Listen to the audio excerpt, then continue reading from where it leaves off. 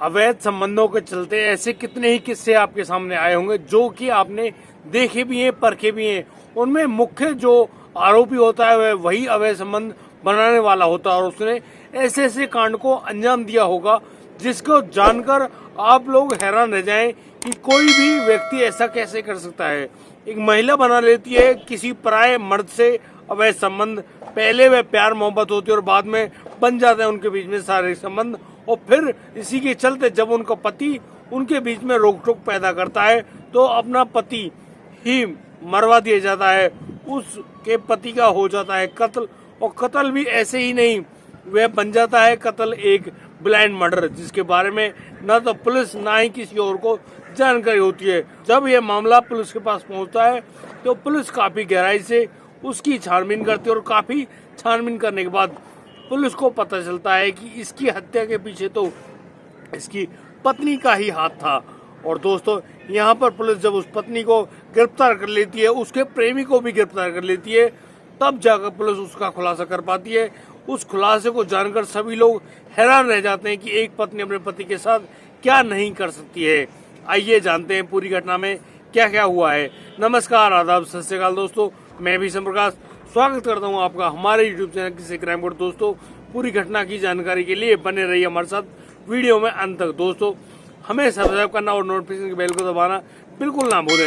दोस्तों, आज का बेहद ही हैरान करने वाला मामला सामने आया है नोएडा से। नोएडा जो कि उत्तर प्रदेश की नाक बना हुआ है। इस समय कितने ही मजदूर यहाँ नोएडा में आकर बसते हैं, किराए पर रहते हैं और फिर यहीं पर मेहनत मजदूरी नौकरियां करते हैं और फिर यहीं से अपने परिवार का पेट पाल रहे होते हैं। ब्रिज किशोर नाम का एक व्यक्ति होता है जो अपनी पत्नी और बच्चों के साथ नोएडा आता है लॉकडाउन से पहले और यहाँ पर रह रहा होता है और वह मेहनत मजदूरी भी करता है। वह एक कंपनी में स्वीपर का कार्य किया करता है और उसी के सहारे अपनी पत्नी पुष्पा का पेट भर रहा होता है। करीब 6 दिसंबर को उसका बड़ा भाई लोकपाल पहुंचता है छजारसी के थाने में और छजारसी के थाने में जाकर वह तहरीर दे रहा होता है कि उसका भाई 3 दिसंबर से लापता है। उसके बारे में कोई भी जानकारी नहीं है, वह कहाँ पे गया है, किसके पास गया है, हमें उसके बारे में कोई भी जानकारी नहीं है। आपसे अनुरोध है कि हमें हमारे भाई के बारे में खोजबीन करके सही जानकारी दे दीजिए। उसके 3 बच्चे और उसकी पत्नी भी पता नहीं कैसी स्थिति में होगी, मेरा आपसे अनुरोध है। ऐसा कहकर वह लोकपाल वहीं थाने में रोने लगता है। अब एक पुलिसकर्मी उठ के आते हैं और उनका ढाढ़स बंधाते हुए कहते हैं कि आप परेशान ना हो, आप अपनी रिपोर्ट दर्ज करा दीजिए और हम से जो भी बन पड़ेगा हम वही कार्य आपके भाई को ढूंढ लाने के लिए करेंगे। ब्रिज किशोर के बड़े भाई लोकपाल द्वारा मामला दर्ज करवा दिया जाता है और यहाँ पर अब पुलिस आगे बढ़ रही होती है ब्रिज किशोर वाल्मीकि की जांच के लिए। वह कहाँ पे गया है, कैसे गया है। लेकिन जब लोकपाल उस थाने में प्रवेश कर रहा था तो थाने के नोटिस बोर्ड पे एक फोटो लगा हुआ था। उस फोटो में उस मृतक के शरीर पर जो भी कपड़े थे, ये कपड़े होते हैं उसी ब्रिज किशोर के। तो लोकपाल पुलिसकर्मियों से पूछता भी है कि यह व्यक्ति कौन है। तो यहाँ पर पुलिसकर्मी उसको जवाब देते हैं कि यह कोई व्यक्ति है जो कि हमारे लिए अज्ञात है। इसके बारे में पुलिस अभी तक कोई भी जांच नहीं करवा पाई है, ना ही इसकी पहचान कर पाई है। दोस्तों, यहाँ पर वह कहता है कि उसकी जो कमीज और पैंट है वो बिल्कुल मेरे भाई जैसे हैं, हो ना हो यह मेरा भाई हो। और दोस्तों, इतने में कहने में पुलिस अब उस लोकपाल को अपने साथ गाड़ी में बिठाकर सरकारी अस्पताल की मोर्चरी में ले जाते हैं और वहाँ पर उस सब से मिलवाते हैं।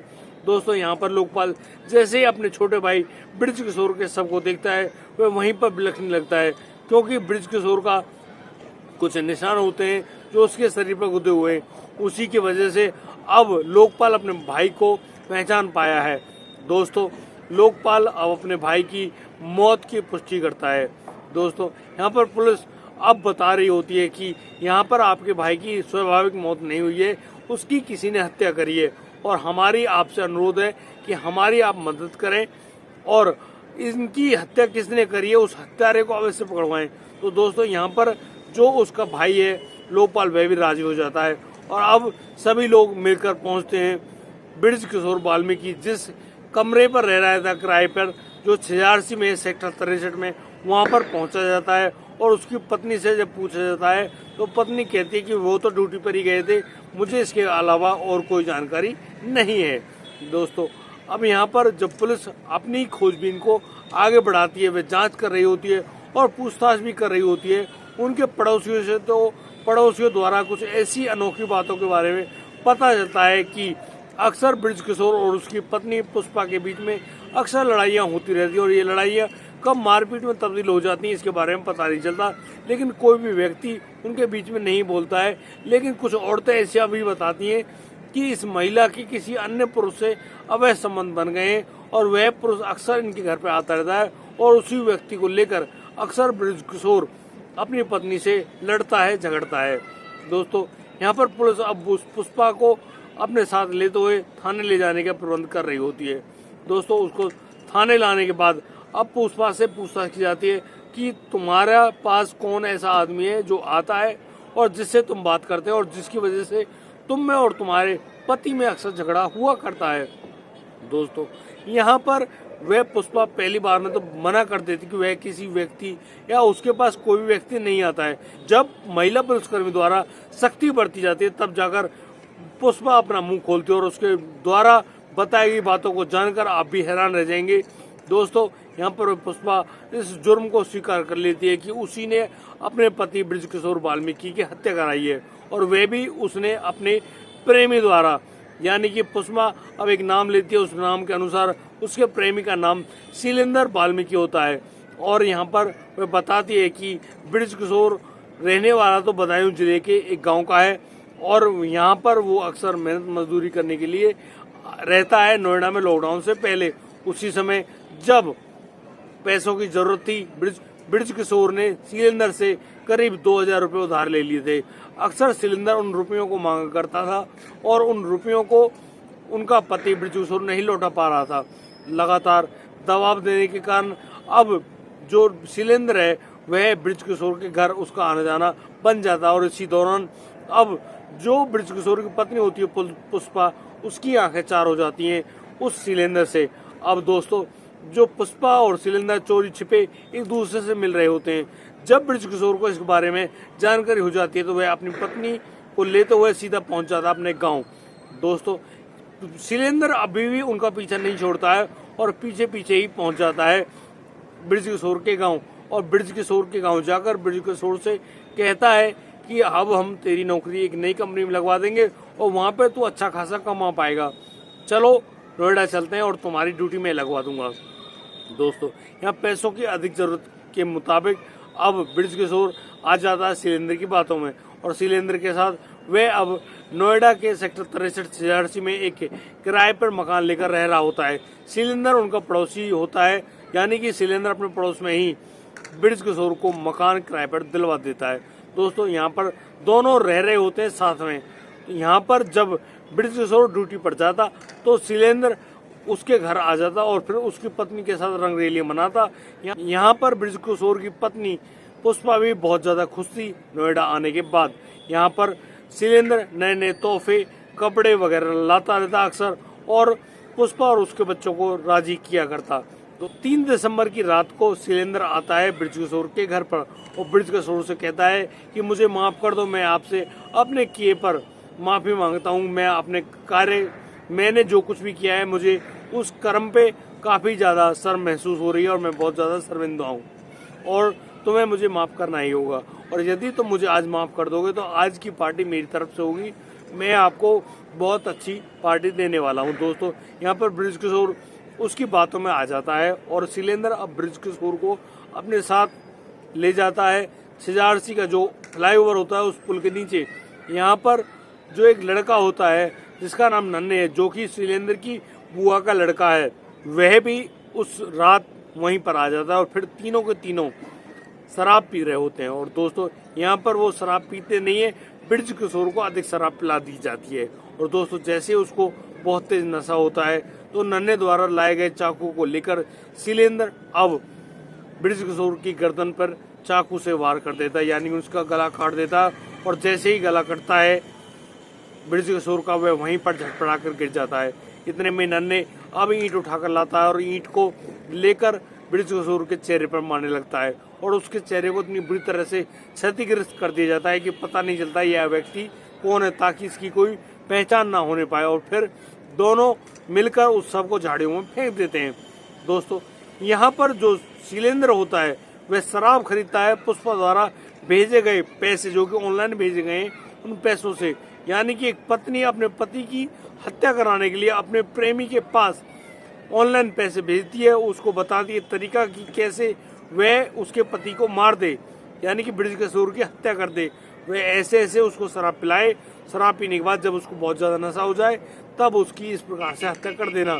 दोस्तों, यहाँ पर जो शैलेंद्र पहले से ही नन्हे को बुला कर रखता है और नन्हे से कहता है कि नन्हे, तुम उस रात को आ जाइएगा, और जैसे ही तुम उस रात को आओगे तो अपने साथ एक तेज धारदार वाला चाकू जरूर लेकर आना।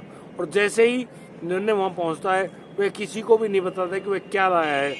फिर तीनों के तीनों बैठकर शराब पी रहे होते हैं, और इसी बीच बृज किशोर को जब बहुत ज़्यादा शराब पिला दी जाती है तो फिर उसका गला काट कर हत्या कर दी जाती है, और उसके चेहरे को बहुत बुरी तरह से क्षतिग्रस्त कर दिया जाता है ईंट मार मार कर। दोस्तों, यहाँ पर जैसे ही उसकी मौत होती है तो उसके शव को झाड़ियों में फेंक कर वहाँ से लापता हो जाते हैं। 4 दिसंबर को पुलिस के पास सूचना मिलती है कि एक अज्ञात शव झाड़ियों में पड़ा हुआ है और उसको कुत्ते नोच नोच कर खा रहे हैं। तो पुलिस अब मौका वारदात पर पहुंचती है और वहां पर उस शव को अपने कब्जे में लेकर सरकारी अस्पताल के जो मोर्चरी है उसमें रखवा दिया जाता है, ताकि उसकी पहचान हो सके। और बृज किशोर के शरीर के कुछ फोटोग्राफ लेने के बाद उसके फोटोग्राफ उस थाने में लगा दिए जाते हैं कि कोई भी व्यक्ति यदि खोजता हुआ वहां पर आता है तो वह अपने सगे संबंधी या परिजन को पहचान लेगा। दोस्तों, इसी प्रकार से उसके बड़े भाई लोकपाल ने अपने छोटे भाई बृज किशोर के सबको पहचान तो लिया, और इसी फोटोग्राफ की मदद से ही उसके कातिल और उस पत्नी के बारे में पुलिस को जानकारी हुई। तो पुलिस अब यहाँ पर पुष्पा को गिरफ्तार कर लेती है, और पुष्पा की निशानदेही पर ही शैलेंद्र और शैलेंद्र की बुआ के लड़के, जिसका नाम नन्हे है, उसको भी गिरफ्तार कर लिया जाता है। अब तीनों के तीनों सलाखों के पीछे पहुंच गए हैं। यानी कि जब पुलिस ने इस पूरे ब्लाइंड मर्डर का खुलासा किया उस दिन तारीख थी 10 दिसंबर, यानी कि 10 दिसंबर को पुलिस ने यह घोषणा करी कि उन्होंने इस ब्लाइंड मर्डर को सुलझा लिया है। यहाँ पर इस मर्डर को करवाने वाली उसकी ही पत्नी पुष्पा थी, और पुष्पा ने इस मर्डर को उसके प्रेमी द्वारा ही करवाया गया है। यानी कि इन्हीं अवैध संबंधों की वजह से एक आदमी को अपनी जान गंवानी पड़ गई। दोस्तों, आप चाहे कितने भी अच्छे या बुरे क्यों ना हो, लेकिन कभी भी अवैध संबंधों के बारे में कोई भी विचार अपने दिमाग में मत लाइएगा, क्योंकि ये इनका परिणाम हमेशा गलत ही होता है। दोस्तों, हमारा ऐसा कोई उद्देश्य नहीं है कि हम किसी को दुखी करें, परेशान करें या किसी के दिल को ठेस पहुंचाएं। हमारा सिर्फ एक ही उद्देश्य है, आप लोगों को जागरूक करें और ऐसे बुरे हालातों से बचा दें कि ताकि आप कभी भी इस प्रकार की किसी भी साजिश का शिकार ना होने पाएं। और दोस्तों, यदि आपको हमारी वीडियो और दी गई जानकारी अच्छी लगी हो तो आप हमें लाइक करें, कमेंट करें, शेयर करें, और हाँ, सब्सक्राइब करना बिल्कुल ना भूलें। दोस्तों, अब दीजिए मुझे इजाज़त, मिलता हूँ कल रात 8 बजे। तब तक के लिए आप बढ़िया रहें, बेहतरीन रहें, अपने परिवार का बखूबी ख्याल रखते रहें। जय हिंद, जय भारत।